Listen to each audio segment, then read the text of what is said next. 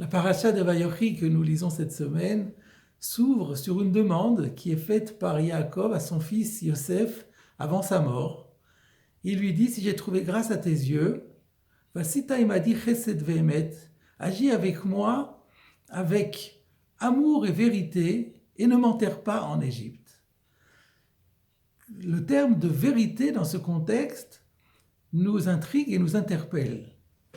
Que le fait, la prise en charge de l'inhumation de Yaakov par Yosef soit une preuve d'amour filial est une évidence. Et donc c'est normal qu'on parle ici de chesed, amour, générosité, bienfaisance. Mais que vient faire ici la vérité? On connaît la réponse classique du Midrash qui est rapportée par Rashi, qui nous dit que les actes d'amour que nous accomplissons à l'égard des morts sont par définition et par essence des actes d'amour authentiques, véritables, totalement désintéressés, puisqu'il n'y a aucun espoir de réciprocité.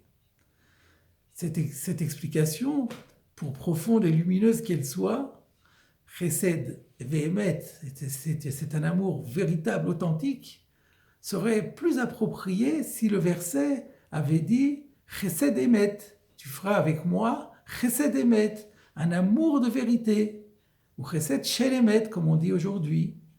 Mais Chesed ve'emet laisse entendre qu'il y a deux réalités distinctes. D'une part, un Chesed, et d'autre part, du emet. D'une part, l'amour, mais d'autre part, la vérité.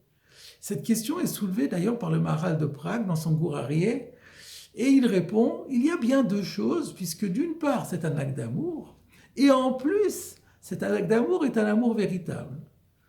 Néanmoins, je voudrais vous proposer aujourd'hui une autre explication pour expliquer qu'il y a bien deux réalités, et en m'inspirant d'un enseignement du Gaon de Vilna, à propos d'un autre verset de la Torah, du livre de Bereshit aussi, où il est question de Chesed ve'emet, de amour et vérité.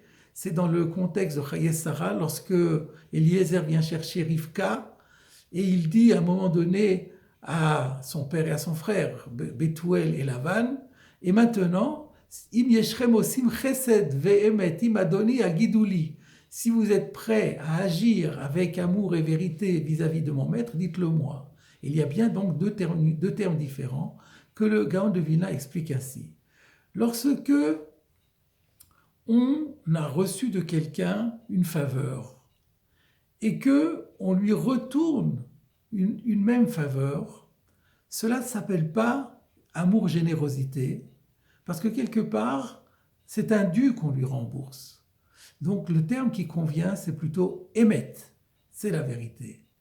Par contre, lorsque on accorde à quelqu'un une faveur, alors qu'il n'est nullement, nous ne sommes nullement son obligé, que nous ne lui sommes redevables en rien, là on peut véritablement parler de chesed. Et c'est dans ce sens d'ailleurs que on peut comprendre cette recommandation de Rabbi Yochanan dans le Midrash Rabbah sur Parashat Noach, qui dit, si ton prochain a pris les devants et t'a offert un plat de lentilles, eh bien toi, prends les devants et offre-lui un plat de viande. Ce qu'il veut dire, c'est que si on t'a offert des lentilles et que toi tu offres à ton tour des lentilles, tu ne fais que rembourser un dû. C'est un acte de vérité, c'est un acte de loyauté, mais ce n'est pas encore de l'amour-générosité. Si tu veux montrer que tu es généreux, comme lui a été généreux, parce que lui, il t'a offert des lentilles alors qu'il ne te devait strictement rien, si tu veux te montrer aussi généreux que lui, alors il faut lui donner un plat qui ait encore plus de valeur que celui qu'il t'a donné. Alors de ce fait, toi aussi, tu as accompli un acte de générosité. Et c'est aussi ainsi que le Gaon de Vilna interprète un passage du début du livre des Josué au chapitre 2, lorsque Rachav, la fameuse aubergiste, avait accueilli les deux explorateurs envoyés par Josué et leur avait sauvé la vie. Quand elle prend congé d'eux, elle leur dit « Jurez-moi que je vous ai fait du chesed, et à votre tour, faites du chesed à la maison de mon père, Beit Avi, et moi, vous me gratifierez de vérité. Venatatem li ot emet. Vous me gratifierez d'une marque de vérité. Donc, elle parle à la fois de vérité et de générosité. La vérité par rapport à elle, la générosité par rapport à la maison de son père. Qu'est-ce que cela veut dire? Eh bien, c'est ce que nous disions. C'est-à-dire que Rachav dit, reconnaissez que j'ai fait à votre égard un véritable acte de générosité pure. Je ne vous connaissais même pas et je vous ai accueilli sous mon toit et je vous ai sauvé la vie. Jurez que vous reconnaissez que j'ai fait du chesed. Par conséquent, si maintenant vous m'accordez la réciprocité et que lorsque vous allez conquérir la ville de Jéricho, vous allez m'épargner et sauver ma vie, ce ne sera que émettre. Ce sera un dû quelque part, un remboursement du bien que je vous ai fait. Mais si vous voulez vous montrer généreux comme je l'ai été vis-à-vis de vous, alors vous devez faire plus. Et donc ce que je vous demande, c'est non seulement d'épargner ma vie, mais d'épargner également la maison de mon père, toute ma famille.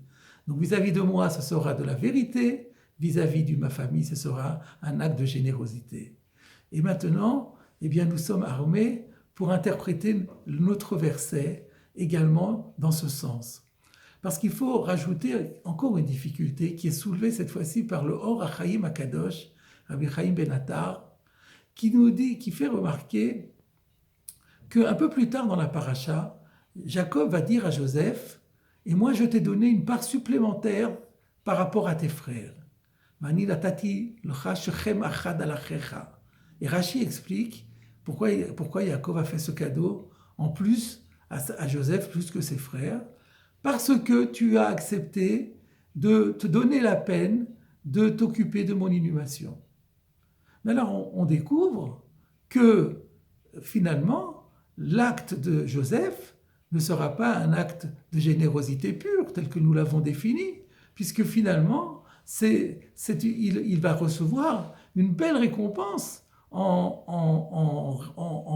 réciprocité de son acte.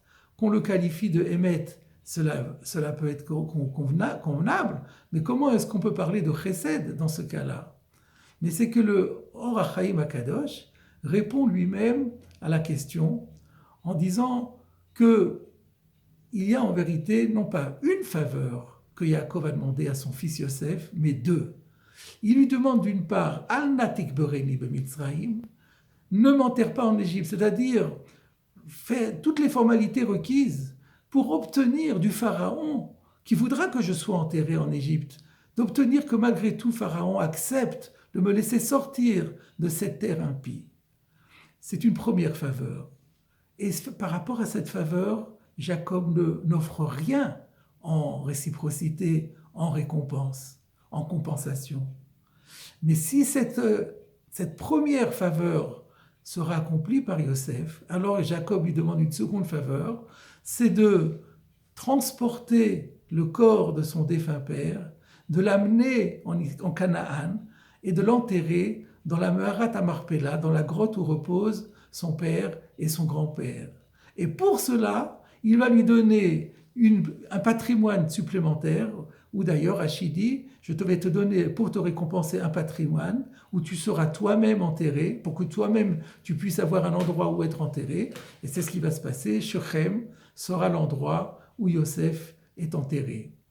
Et nous avons ainsi, par conséquent, répondu à notre question.